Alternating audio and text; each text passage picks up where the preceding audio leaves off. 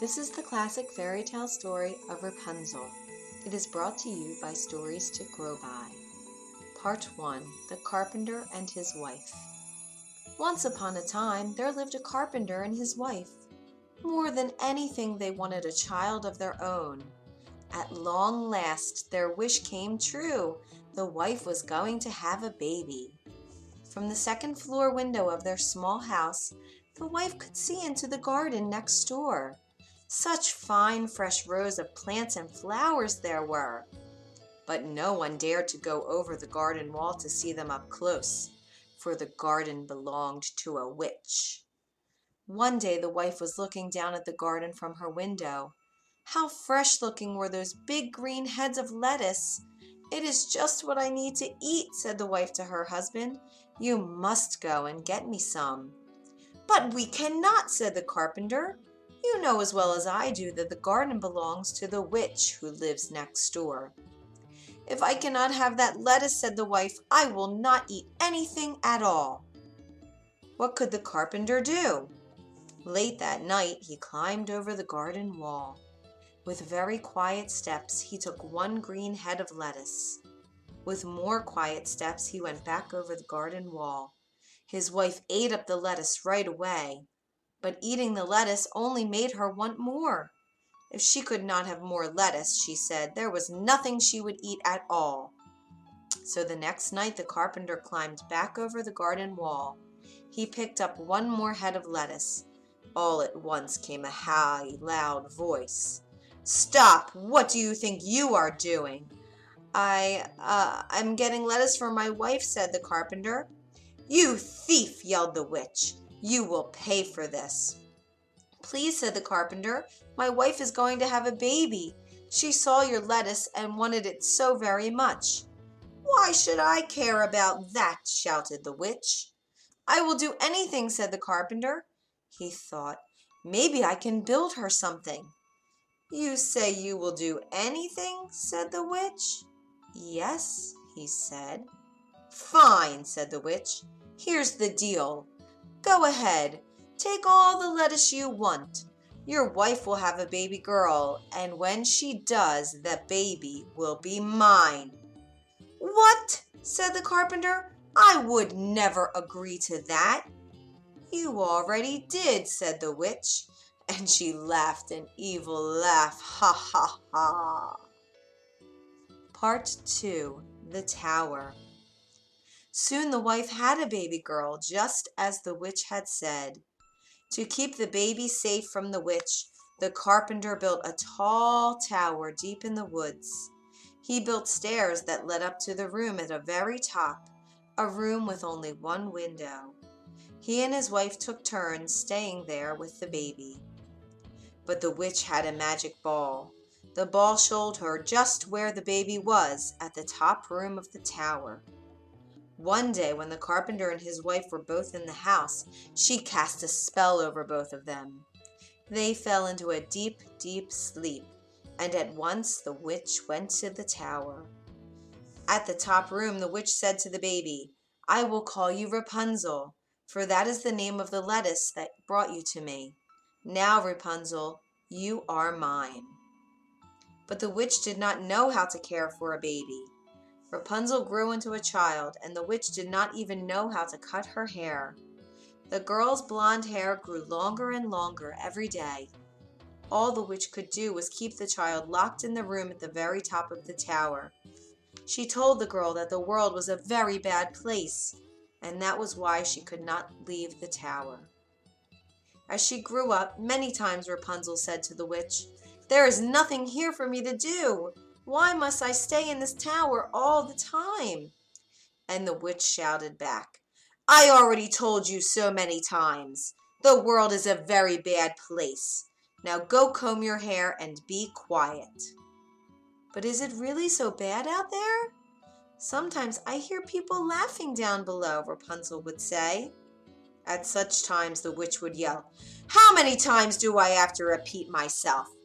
Don't listen to anything you see or hear out there. The world is much worse than you think. You will stay in this tower forever, Rapunzel, so get used to it." On her 12th birthday, Rapunzel said to the witch, "I do not care what you say anymore. I am so tired of staying here alone all the time. When you are gone, I will chip away at the door. I will make a hole. I will run down the stairs and outside no matter what you say." "Think again," said the witch. With her power, she made all the stairs in the tower fall down. She made the doors close up forever. Now there was no way for Rapunzel to escape. Part 3. The Singing Voice. By then, Rapunzel's hair had grown very, very long. Once the stairs were gone, when it was time for the witch to visit her in the tower, she would call from outside, "Rapunzel, Rapunzel, let down your hair." Rapunzel would throw her long blonde braid out of the window. The witch would grab hold of her hair like a rope, and that is how the witch climbed up to the tower wall to the window in Rapunzel's room. 5 long years went by. Poor Rapunzel! She knew she must stay in the room, but all she could do was to sing sad songs out of the window. Sometimes birds at the treetops would join in her songs. Then she would feel a little bit better, but not very much. One day, a prince was riding through the woods. He heard the most beautiful singing voice. Where was it coming from? He rode closer and closer to the sound. At last he came to the tower. "This is odd," he said, looking around the tower wall. "There is no door at the bottom, yet someone is singing at the very top. How does anyone get in or out of there?" Each day the prince came back to the tower. There was something about that voice that pulled him back. Who was that young woman singing at the top? Could he ever meet her? One day when the prince rode up, he saw an old woman standing at the bottom of the tower. He jumped behind the tree to hide. It was the witch. He heard her call out, "Rapunzel, Rapunzel, let down your hair." A long blonde braid was thrown out from a window at the very top.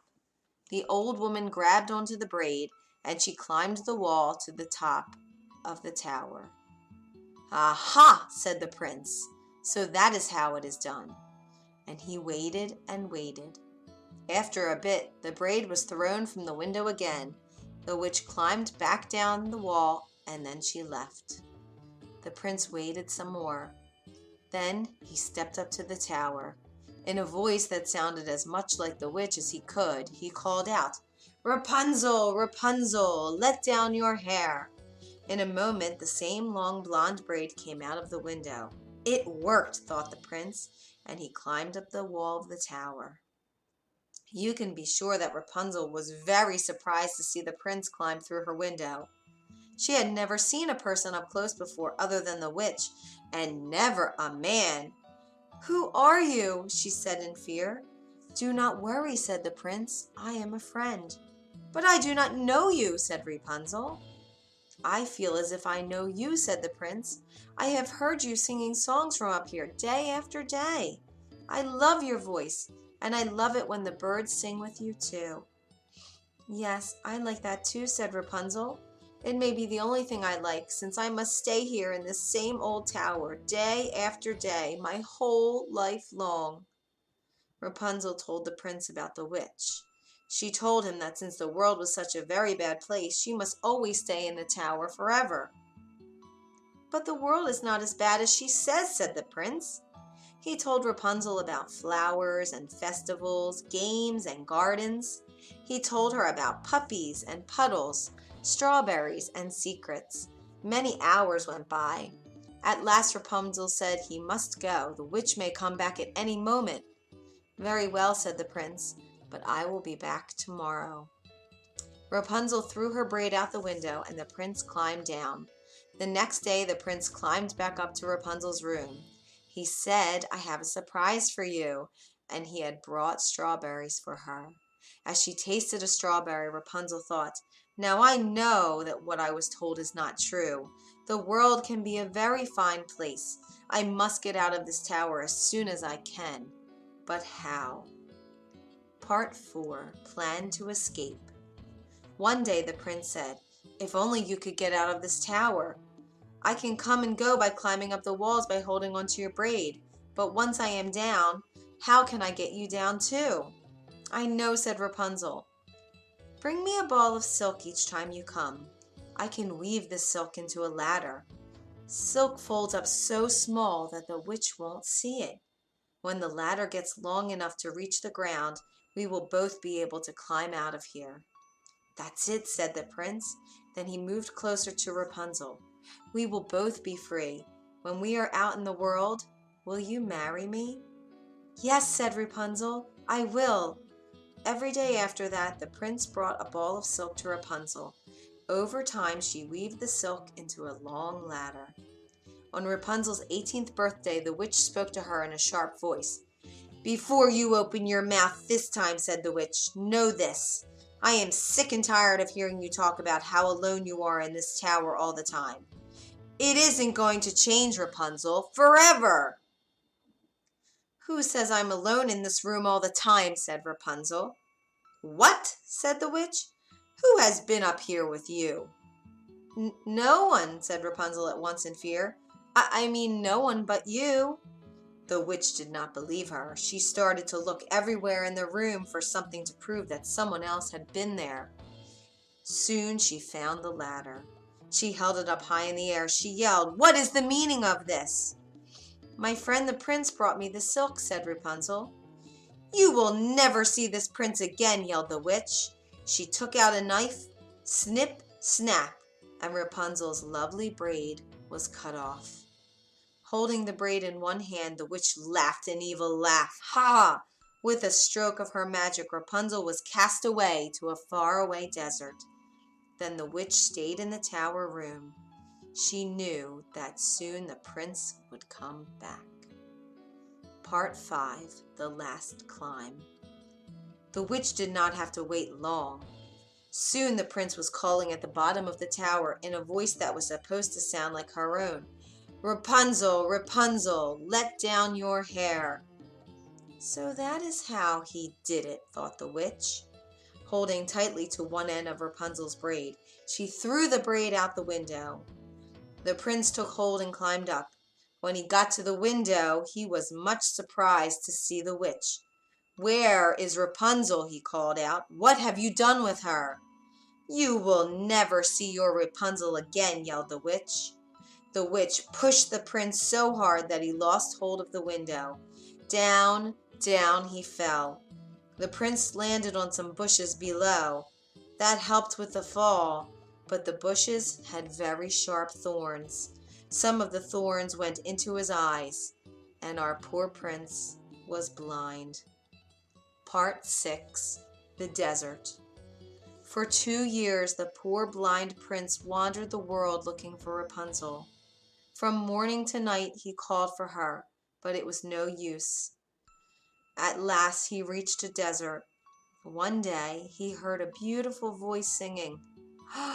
He thought, "I know that voice." It was his dear Rapunzel. He went closer and closer to the voice he knew so well. "My prince," called Rapunzel when she saw him. The two of them hugged tight. 2 tears of joy fell into the eyes of the prince, and all at once he could see again. And what happened next? Well, I'm sure you can guess. The prince and Rapunzel went back to the kingdom where the prince lived. They were married as soon as they could. The prince became king of the land and Rapunzel became queen, and the two of them lived happily ever after. The end.